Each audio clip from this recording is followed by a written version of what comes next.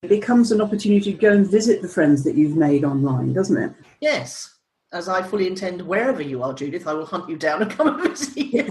Yes, so you have to find me first, Nicola. I probably won't. I promise I won't stay long. I promise.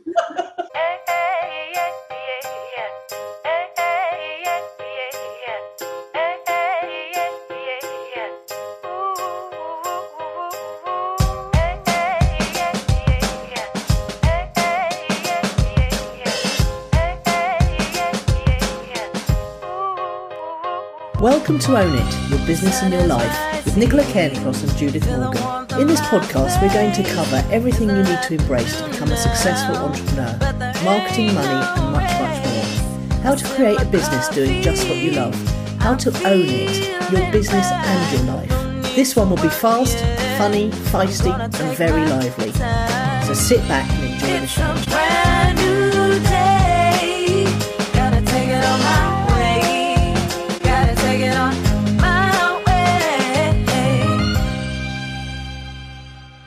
Hello, Judith. How are you today? I'm all right, Nicola. How are you? I'm extremely excited now.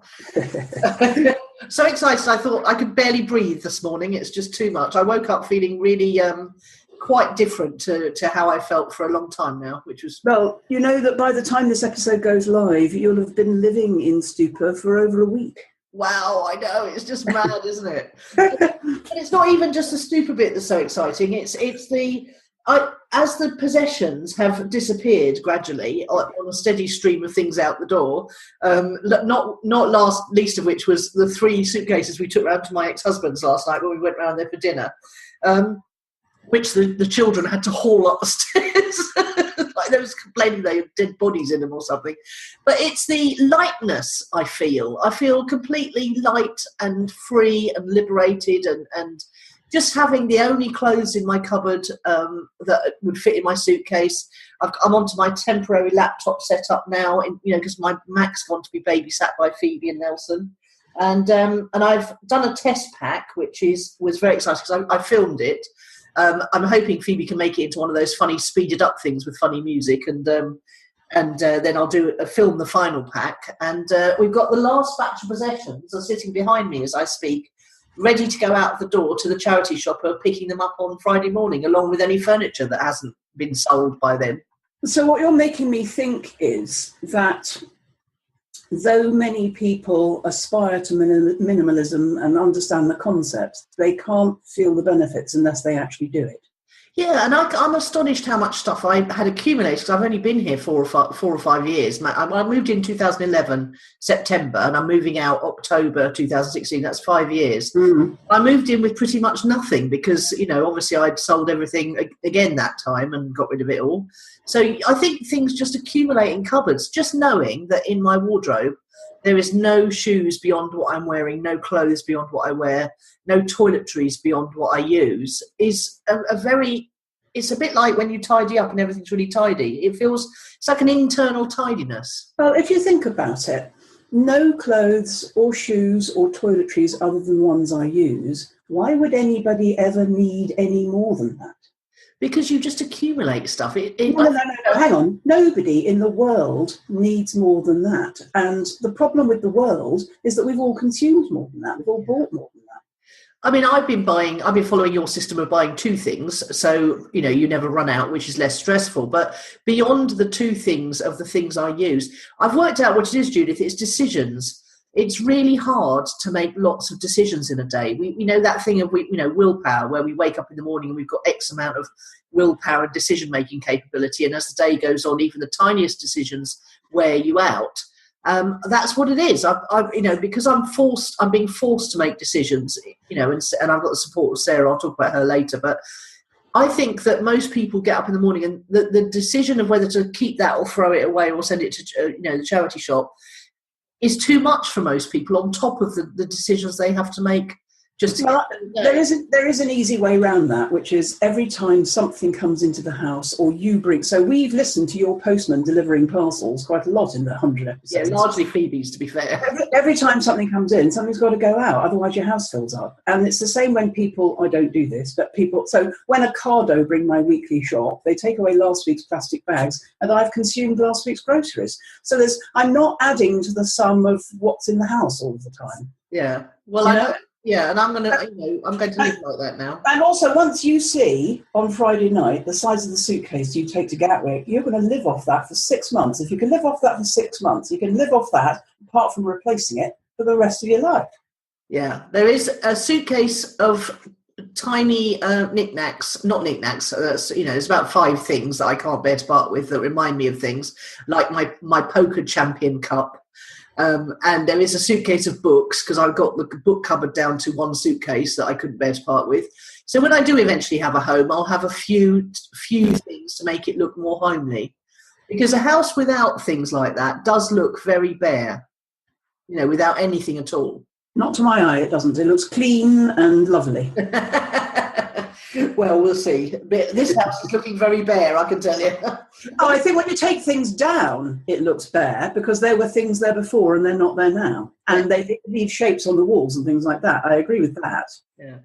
But I think perhaps an older-fashioned house requires a degree of, photos and stuff, whereas a modern minimalist place perhaps doesn't require any of that stuff. Maybe there are other ways of achieving the look you want, even in an old home, which might be about paint finishes or clean walls or wallpaper or just lovely few things, really. Yeah, I think I'm never going to go back to an old-fashioned house. I think it's going to be modern. I think also I'm quite a sentimental person, but photographs really don't do it for me. And the cup probably would have gone. The only thing I've never been able to get rid of in my life, and I've mentioned this on the podcast before, is my piano music from school. And that's stayed with me I used to play the piano when I was a teenager and I'm 61. So it stayed with me through all the moves. I probably moved house 18 or 20 times in that time, but my piano music's never gone. Well, Nelson just bought himself a keyboard. He's going to teach himself to learn how to play the piano because he wants to do his music production. Yeah, brilliant him. I mean, I will come back to the piano. Probably not a keyboard. They're a bit unromantic for me. But yeah, piano, lovely, lovely, lovely. Yeah, gorgeous. Well, tell us about your week then. Well, I haven't really got anything to tell you about my week. I'm going to tell you about one thing that's happened this week, which is exciting me.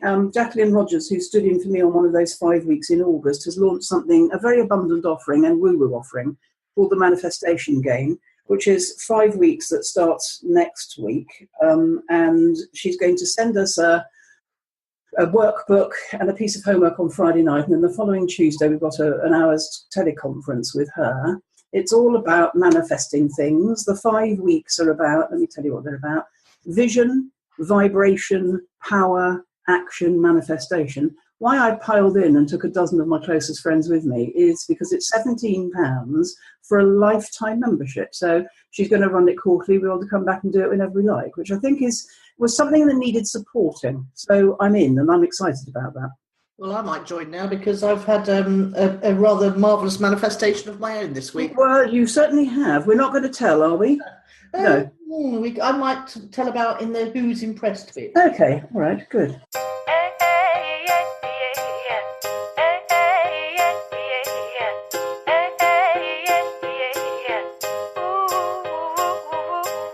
Okay, so what's fueled your fire? Let's go on.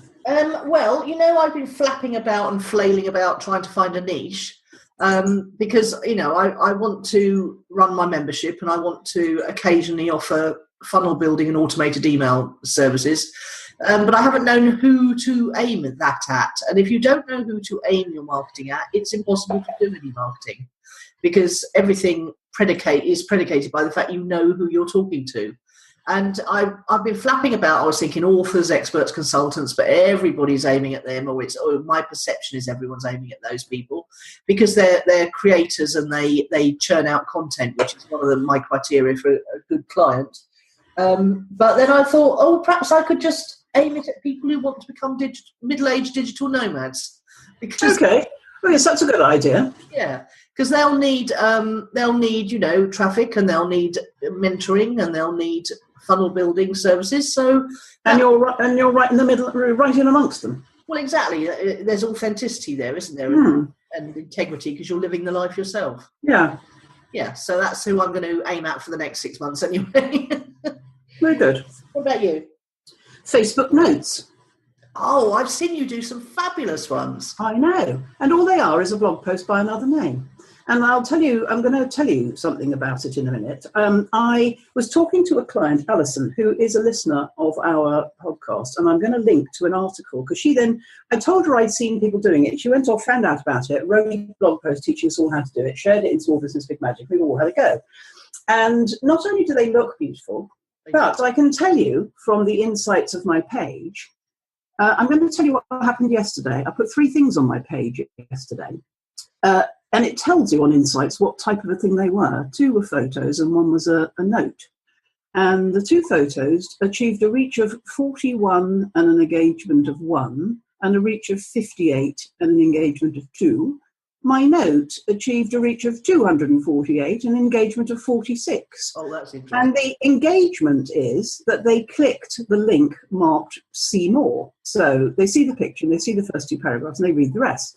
And given that what I want people to do is read my writing, I got 46 more people to do that yesterday than if I had just shared a link to the same post on my blog. Okay, so here's the litmus test. Could you share today's or tomorrow's blog post as a normal post on Facebook and see what engagement you get on well, that? I did it the day before, so I can tell you it doesn't hardly achieve any engagement on Facebook, because on your page it achieves a lot on my profile, but nothing on my page. Now, what this means is, because I've done 3 of these now, that my organic reach on my Facebook page, which, as you know, is impossible to achieve, is up by 94% this week. Good God. However, Nicola, there's one problem, and we want you to find out the answer to it. It's the only type of content that you can't pay to boost, because obviously that would be, given I've got that engagement and reach, one would want to boost it now. But it doesn't matter that I can't for the moment, because of course I'm getting it organically. But they look so pretty, one would like to be able to boost them. Well, I'll see if it's interesting, because we're going to talk about podcast marketing soon. But I think it might be a function that they'll bring along soon. You just can't have it at the moment. Yeah. Well, I'll have a look to see if you can use them as dark posts, like you can with a post. Okay, what's a dark post? It's a post that doesn't appear on your page, but it appears, but you can advertise with it. Oh, okay. So, well, I don't know that this can not appear on your page, because you've got to write it on your page. You've got to create it on your page. Yeah. Well, I'll create one today on my page, and then I'll go into our editor and see if you can do anything with it in terms of... Okay. Do you know how to do it, or shall I send you a link to Alison's post? Well, that would be very helpful, because I don't know how to do it. I'll do that. Oh, actually, I did read yesterday, but it would be great to see the link. Yeah. Okay. All right. Well, I'm going to try it out and see what happens, because they do look absolutely stunning. Oh, they look gorgeous, and they appear in your timeline deliciously. And I've shared them, obviously, on my timeline as well. They look nice on the page. And yesterday's got shared a lot as well, because I did pick a rather stonking image to go with it. But an image alone does not cause 46 people to click to read the rest of it. Yeah, so just for the benefit of anyone listening, what's the difference between a post and a note? Okay, I don't know. It's different functionality that you can only do on your page, and it looks different. It looks completely different. It looks like a page of a book almost, doesn't it? Yes, it does. Basically, you can't do all of the bolding and... Oh, you can. Yeah, you can. No, that's what I'm saying. You can't do it on a post, but you can do it on a note. Okay, yes. You've got a heading. It's just like a blog. You can blog on Facebook, which I always knew, but I didn't know you could make it look so pretty. Well, you couldn't on a post, but now you can on a note. Mm. And a note did used to be just, text, so they have changed it then. What it means, and obviously I don't want to blog only on Facebook, because then it's not on my own real estate, but it's so easy to do that. It's even easier than opening up the back end of Word, excuse me, because we're already in Facebook all the time, aren't we? Yeah, absolutely. So it's definitely worth, you think, blogging on your own blog, and then copy and pasting that into a note and making it look beautiful, and gets greater engagement on your page. Yes. Well, there's no point in sharing a blog post to your page compared to copying and pasting it and turning it into a note. No comparison. No big fat orange and blue slugs on the back end, insights. Yeah, okay. And actually, when we started doing this with Alison, we said, I don't know, what's the point? Don't know, let's have a look. So we all had a go.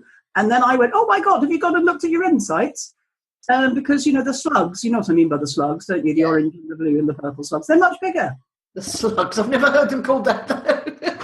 Well, they're fat slugs. They crawl along slowly. Yeah, they do. They very slowly most of the time. Yeah.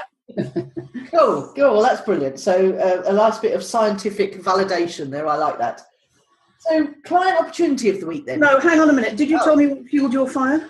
Yes, I did. I think I found my niche, remember? Middle-aged. Oh, yes. Middle-aged, what's it called? Middle-aged nomads. Middle-aged digital nomads. Okay.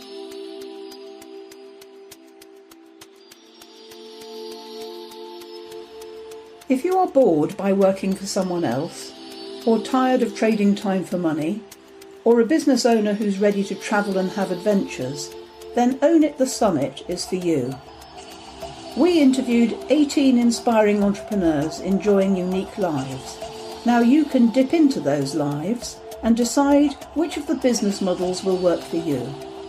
Our interviews will show you how to design your dream life beyond the laptop and how to live and work in your favourite ways and places. Our intrepid 18 share the tools and techniques they use to work on the go and what living and working in total freedom really feels like. Find out more at ownitthesummit.com. So, client opportunity of the week. Yes, one moment, caller. I just forgot to write notes in section 1 and 2. Right, okay, we're going to talk about geography this week. And we're going to share a post very discreetly, changing the names to protect the innocent, that a valued pal of the podcast offered us as Challenge of the Week. It's about a woman who's been fed, to use her word, a strange belief that in order to be successful, you have to live in a big city with plenty of opportunity. And she says, so here she is, living in X, a big city in America, and to be honest, I don't feel myself here. The truth is I'm a small-town country girl at heart who loves nature, lakes, marinas, people, and coffee shops. But here I am thinking, actually she's not thinking, here I am believing my entrepreneurial spirit can only thrive in a huge, diverse city. So what she wanted to know was, are there any of you out there living in a small town and, finding it makes no difference? She needs to know that her spirit can align with success through her, mainly online output, funnily enough, and still enjoy what she loves the most. And that isn't a huge, noisy, violent city. So the question this week is geography. Do you need to live in a big city to be successful online? Actually, she's talking about online, oddly. I know, and I feel quite torn about this because when I first started, learning how to become a coach, I did everything online, following Thomas Leonard's example, and he was actually travelling around America in an RV at the time, so he definitely was doing everything online. But I went to a conference in America where I met Chris Barrow, who I just signed up with as a coach, and Guy Levine, and I don't think I would have had such a strong connection with those two people if I hadn't met them in person in Vegas.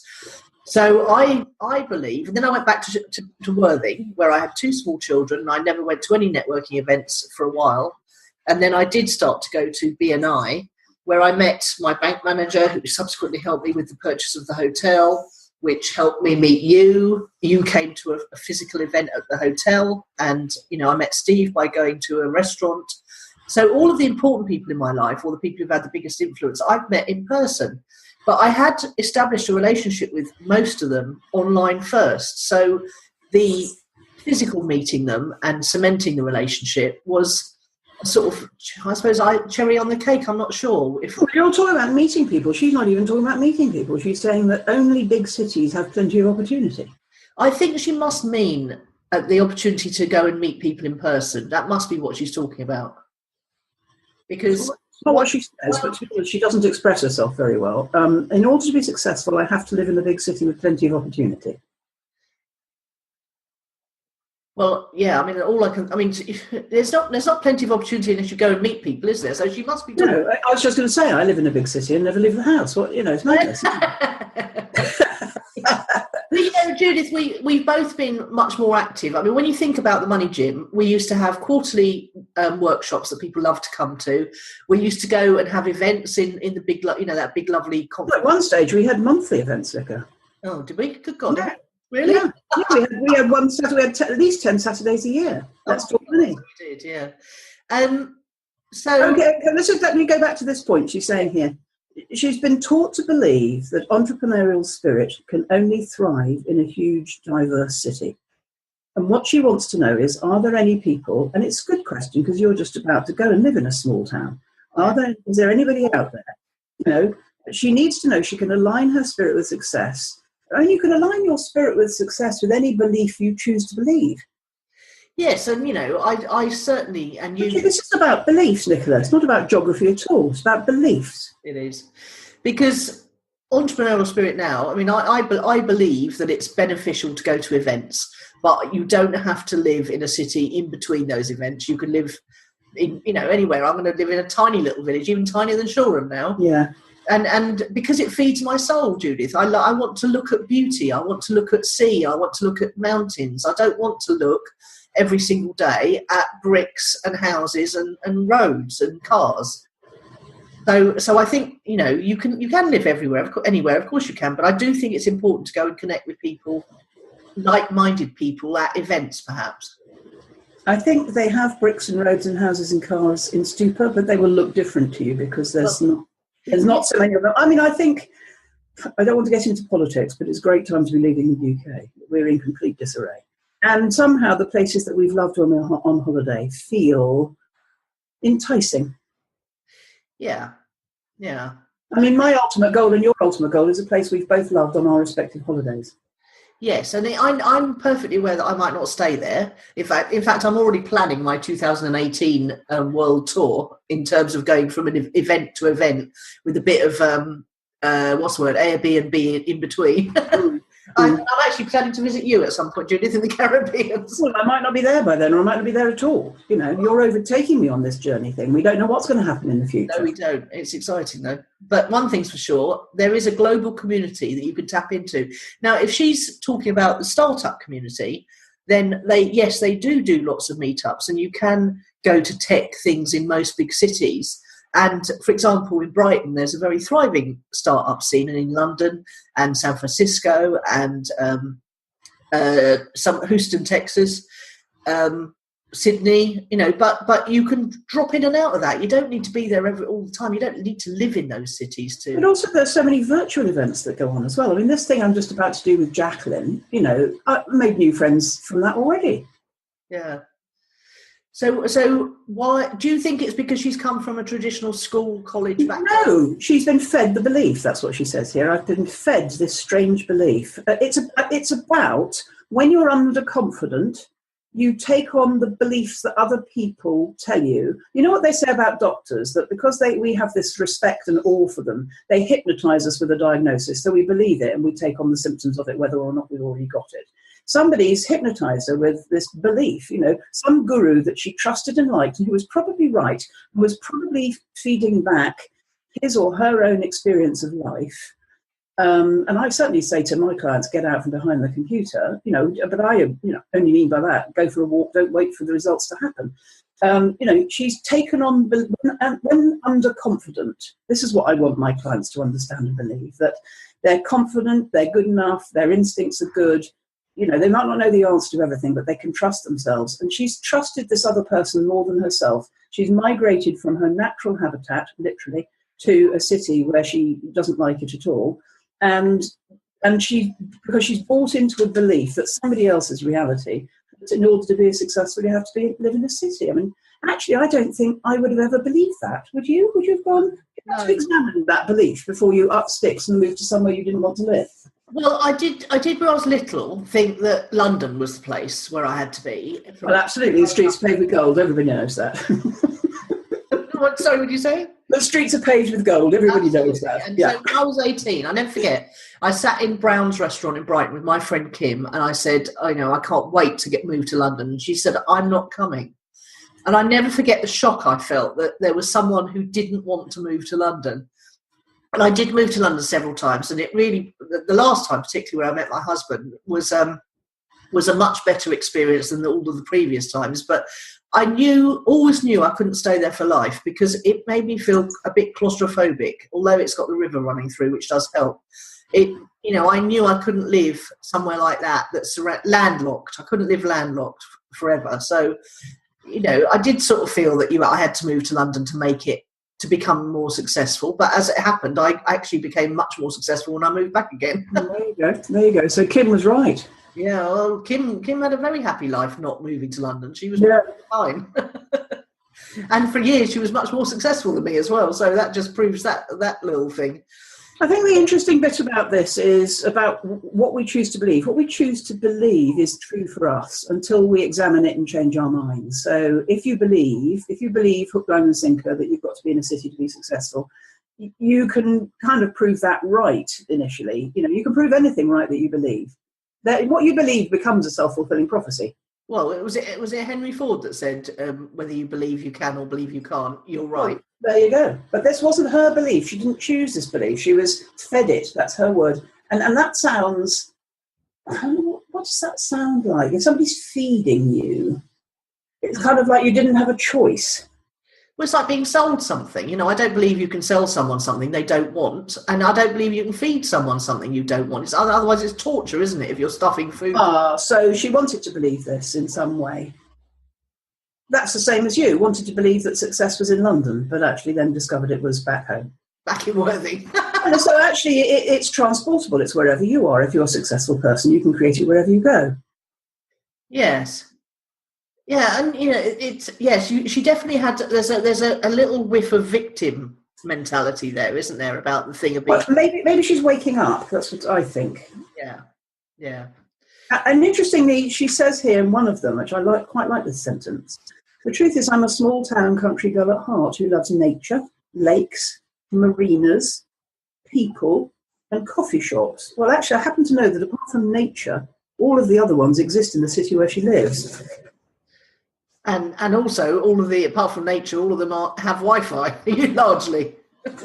Yes, I think it probably would where she lives in the country these days in America. But, lakes, marinas, people and coffee shops are definitely in that city. Yeah. Well, Mike Stewart, the audio, the internet. I do. Yes, I like him. Yeah, he's very nice. Well, he's just moved to a lake he's moved from Lake Lanier, which was in Alabama, to Nashville, Tennessee. And he's living in an RV, a big luxurious RV on a lake as we speak. Well, I know a few people who live in an RV. I'd only like my RV if it was plumbed in. Well, it is plumbed in. It's a permanent. You buy your luxury RV and you can drive it around the country, but you can also go and plumb it in. Yeah. Yeah, it would need to be plumbed in. I don't want to be emptying toilets from my mobile transportation or even my tiny house, to be honest. No, in fact, we've got a cleaner lined up for Stupa already because I just want to be cleaning anything. Quite right. Okay, so geographic then. I mean, it is... I'm crossing my word out, geography. It's not about geography at all. It's about beliefs. Okay. Limiting beliefs. Well, what do you choose? What beliefs? Don't take on other people's belief as gospel necessarily. Yeah.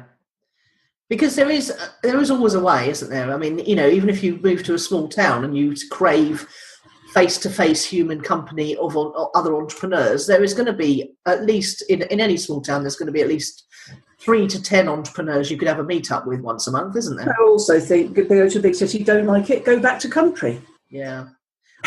We ought to contact her and tell her to go.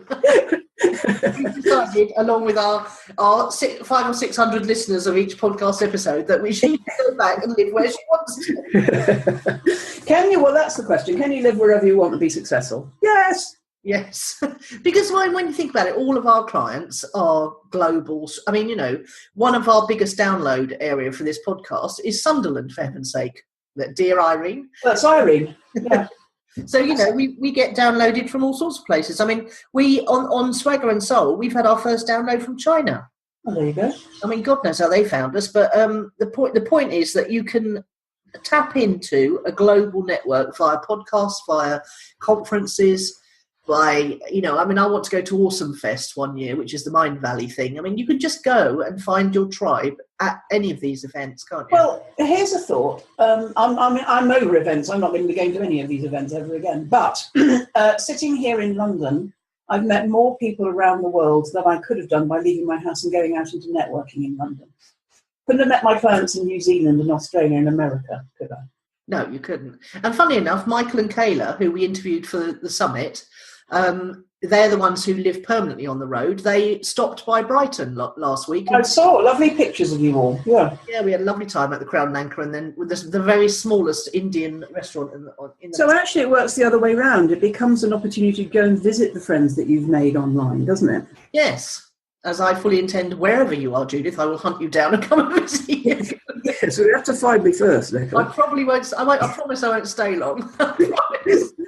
Somebody shared a thing last week saying, in Australia they're chipping people like they do with dogs and cats. So they'd have to catch me first. Nobody's going to chip me. I tell you that for nothing. What's that all about? Very strange. It's about controlling your population. Honestly, the world we live in now is very, very scary. Let's talk about it. Let's move on. Right. Okay.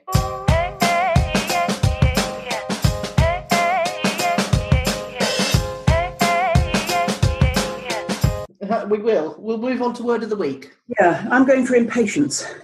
Yeah. Go on then. Not mine, actually. But one of our listeners and supporters of the podcast asked if she could have a session with me on Saturday morning, and we did it.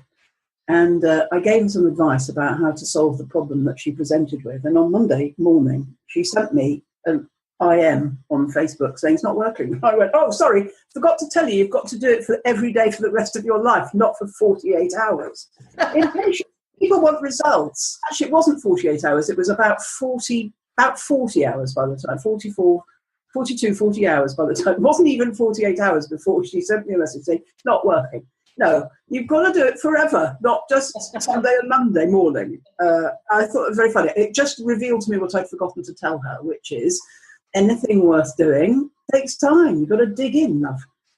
Yeah, it's funny because I'm honestly one of the most impatient people on the planet, which has its strengths in the fact that I want to get things done like right now, if not yesterday. But it does have a downside in the fact that if something doesn't work quick enough, you think it's not working, whereas actually it might be working behind the scenes and you just don't know it. I also think that we live in times that encourage us to be impatient because we can get instant anything. Amazon can deliver it before you even press click, practically.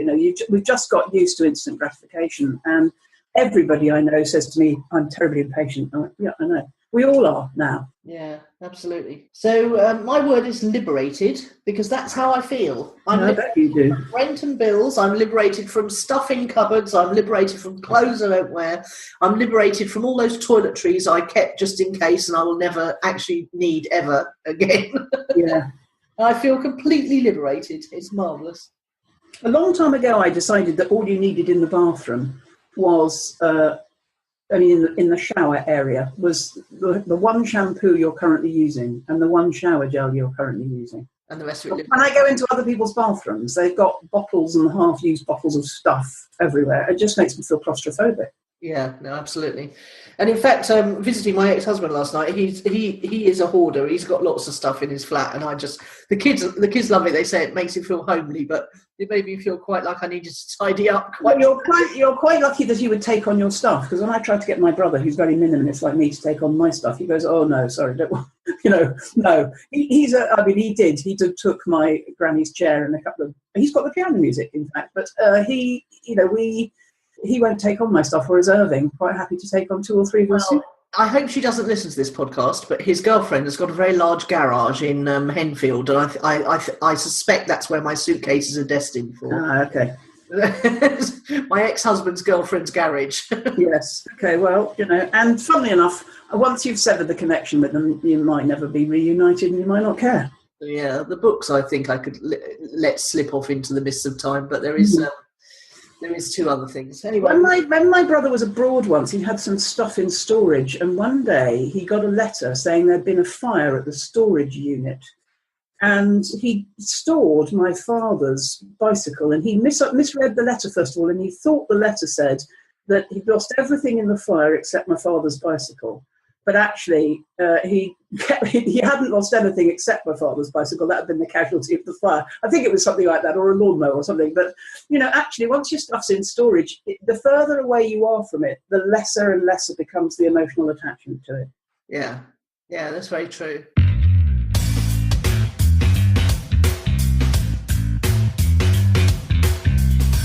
So, project updates then.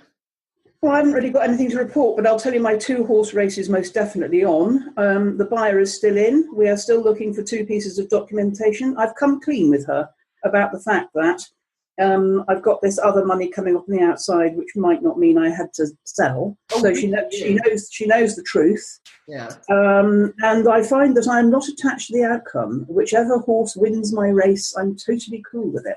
So either way I move, but either sell and move or keep, rent out and move. Yeah, but you're definitely moving. Yes, I am, but I'm not attached to the outcome. No, that's good. Well, we're supposed to be talking about podcast marketing in this project update. Ah, good. So it's interesting, this one. I've felt completely stuck on it, and I think that's because I haven't had a minute to myself to think about it. I've got one idea. Actually 2 ideas, and I'm going to implement them both this week. One of the ideas we came up with last week was that when we shared it in our groups, we would ask people deliberately to take it, to share it. Yeah. And the other one was, and I'm going to do this when I listen to the recording of this, we would pick out tweetable nuggets or shareable wordy nuggets. So I'll make that my job when I say to you, is the recording ready yet? I'll listen again. I'll get you said, do you remember this? Do you remember what I'm talking about? Yeah. I will pull out of the recording the tweetable or shareable power phrases, as it were, if any. Do you want me to install that plugin on the website that enables you to? No, because I don't think we'll be doing it from there. Okay. I'm just thinking, I wonder if it's worth getting each episode show notes and putting them on the page, not the group, the page, as a note, and seeing if that gets engagement and or clickbacks to the website. Right. Okay, so hang on a minute. I'm just going to write this down. Podcast, what was the first one I said? The first one was, ask for shares. Yeah, when we share it on Friday morning. Shares Friday. The second one is the tweetable power phrases. I don't know how to say those. Quotes. Yeah, quotes. And your third one there was, just say it again. I'll yes. Paste show notes as a note. On Facebook page. Okay, so can't do that until the day of publication. Post show notes. No, what I'll do is I'll go. Yeah. No, I can do that. I can do it because actually you can save with a note and publish later. Oh, okay. All right. So, so I was thinking I'd go back and start with number 1. Well, you can definitely do that. Yeah, I'll do the back ones. You do the ones. I will. I'll do the ones going forward. Yeah. Right. Now the other thing is that that I was going to.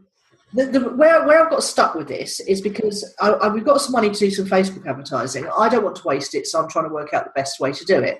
So I was thinking of making a carousel ad with the different, the most popular episodes so far, which our website tells us what the most popular episodes are. So I was going to make a carousel ad and try that with the most popular episodes. And then the other thing I could do is I could... Actually, the website only tells us the ones that have had the most comments on. No, it doesn't. It shows us the ones that have had the most visits. Does it?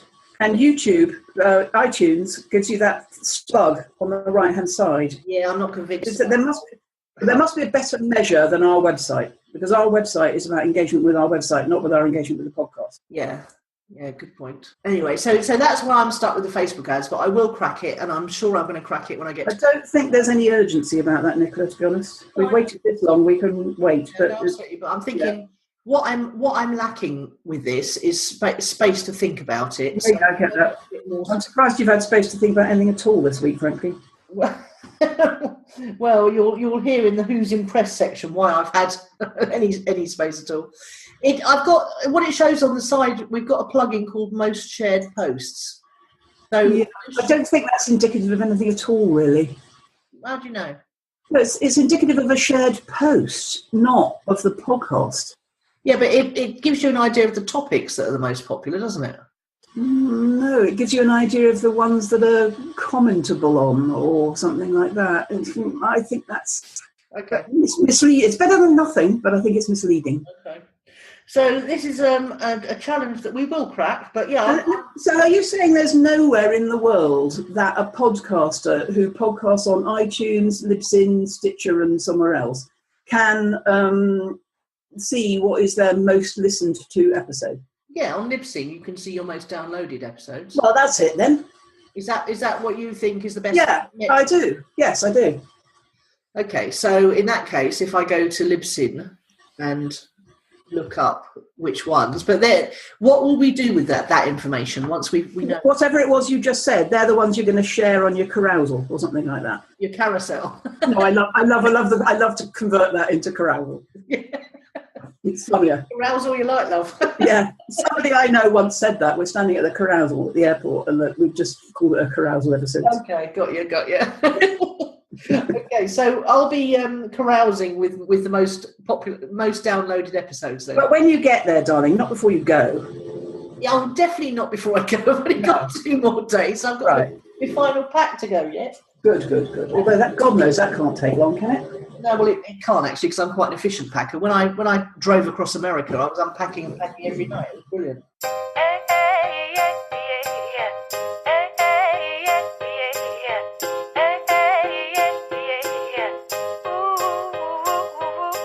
So who or what's impressed then? Well, I bought myself a present this week called the 5 Minute Journal, and there's a website called 5minutejournal.com, and I'm enjoying it. What you have to do every morning and every evening is write down 3 things you're grateful for, 3 things that would make today great. So these are the morning ones. I am grateful for 1, 2, 3. What would make today great? 1, 2, 3. And you're only allowed to pick things that you can control. So you can't say it would be great if my dead granny phoned me or something like that. You've got to put in something you're going to do. And daily affirmations beginning with I am. And then in the evening, you log 3 amazing things that happened today and how could I have made today even better. It wasn't cheap, it was 18 quid, but I'm thoroughly enjoying it. Oh, lovely. So is that not something you could do in a normal journal? Did you need a special journal for that one? Yes, I felt I did need a special journal for that because I'm not doing any writing down in handwriting at the moment. Oh, okay. I like a bit of handwriting first thing. I know you do, yes. I've done it plenty in my life. I'm just not doing any in 2016. Okay, all right. So, and also it's a lovely thing, in answer to your question. It's a lovely, what's the word? It's a lovely, touchable thing. Aesthetic? Touch. I forget what the word is that goes with touch. Tactile, yes. It's a lovely tactile thing. It's got a tactile aesthetic. Yeah. It's a nice word too, isn't it? Who's impressed me then? Well, first of all, Sister Sarah has impressed me. She has been just unbelievably military-like precision, Judith. You would have loved it. Things have been marching out of that door for the last 3 or 4 weeks in a relentless procession. Money has been mounting up in my Strategic Profits coffee mug, and she's cleaning now. She's on to cleaning. I got up this morning to find her in her knickers cleaning the oven. She'll love me for sharing that. And I said, "Oh, you're up early." She said, "Well, I'm not actually up. I'm just cleaning the oven in my pants." So it's been brilliant. I mean, I said to her, "You really should offer this as a service for people who are having to move or clear their house or do something. You could do Skype sessions daily and get people to hold items up, and then you would say, you know, ditch, keep, charity shop kind of thing." Do you think there's a market for that? Well, there's lots of clutter clearers already doing that, but don't force Sarah into every single business opportunity you see. Let her choose her own. Yeah, the other people that have impressed me this week, only yesterday afternoon in fact, was Zurich pensions, because I got a letter yesterday. God, this was so exciting, I can't tell you. I finally thought I'm going to batch up my post and open it all in one go. So yesterday afternoon was the afternoon I was opening my post, and I found a letter from Zurich, who have been trying to track me down for the last 10 years because I have a pension with them, apparently. I totally cannot remember paying anything into this pension ever anywhen, so it must have been right back in the midst of time in my early 20s, and perhaps even 19 or something. And apparently I have a pension fund worth £27,700, which now I've reached the grand old age of 55, I can access. And it's taken them this long to track me down and get me to confirm my address before they could send me the details of the pot. But yesterday afternoon I was on the phone to a very nice young man, Australian by the sounds of it, and I said, "I'm leaving the country in 2 days' time. I'd like to withdraw this money because I think I can do better with it than it's going to do in your hands, appreciating over the next 20 years. And he said, "We can get the documents to you by email. You can sign them, you can scan them, you can email them back." And so I was deeply impressed with how efficient they were at enabling me to get my hands on my money that I didn't even know I had. So Today, I'm grateful, very grateful to the universe for providing this little windfall. Very grateful to Zurich Pensions, who have made it possible for me to access it in the 2 days I've got before I leave the country. And have you worked out, I'm sure you have, that where you're required to sign a PDF on the move, you don't even need to print it, sign it and scan it. You can upload your signature to Adobe and sign things on the actual PDF. What? You upload your signature to Adobe and sign the document, sign the PDF, insert your signature into the PDF. You don't even have to print it or scan it. Oh, okay. Well, because you're going to need that, aren't you? When you're on the move, you won't be able to print and scan things. You'll just... Oh, well, I will, Judith. There you have it wrong, because I have the original portable printer that I took to Greece back in 2003 when we left the Acacia, lock, stock and barrel, and went to live in Greece and then Spain. I have a mini... Yeah, you won't need it. That's my point. These days, you can sign documents without having to print them. And just you sign them, save the email and send it back. And what do I require for this? Adobe. I don't know what Adobe is. It's the thing you use PDFs. What do you open a PDF with? It opens Adobe. Preview on the Mac. It opens it in what? Preview on the Mac. Well, for the last 50 years, as long as we've been opening PDFs, Adobe is I forget what you call it. It's called Adobe. I don't know. Adobe Reader. Well, I don't have it on my computer, so... Well, then look up signing PDFs without printing them, and get your Mac version, because you don't need to print anything anymore ever. Well, I do actually, because I can't reconcile my bank account without printing it out. But I hear you on the signing front. I don't want to be scanning. I won't. No, I certainly won't be carrying printers around the world with me. And I've been signing PDFs for 4 years. Well, I think that would be very useful, because I won't have a scanner with me. So no, that's right. Although you can scan with an app on your iPad. Scan with an app on your iPad. There's a scanner app on your iPad. Oh, there is. Good God. Oh my God, this is so exciting. Well, we need to be digital when we're on the move. We don't want to be lugging printers with us, however small. I bet that one won't work when you get it there either. It does, because I've tested it. I ordered a printing cartridge specially from... Yeah, well, don't forget what, I think it was that couple that came to see you last week told us when they were driving across the road. You start binning things when you're travelling, because it's all weight and you've got to carry it. Yeah, I suppose so, even if it's in a weedy suitcase. Yeah. Right, I'm off to investigate uploading my signatures to various documents as I go. I think you probably do it on Evernote. I don't know, but it's called... Well, after the podcast, I'll talk to you. Stop the recording. Okay. Keep talking to me, and I'll see what it's exactly called. Then you'll know what you're searching for. Sarah would be so delighted if I could give her something else to sell. Oh, there you go. Cool. Well, there you go. That was a practical podcast this week. We're on the move. We're on the move. We're on the move. That's what the message is.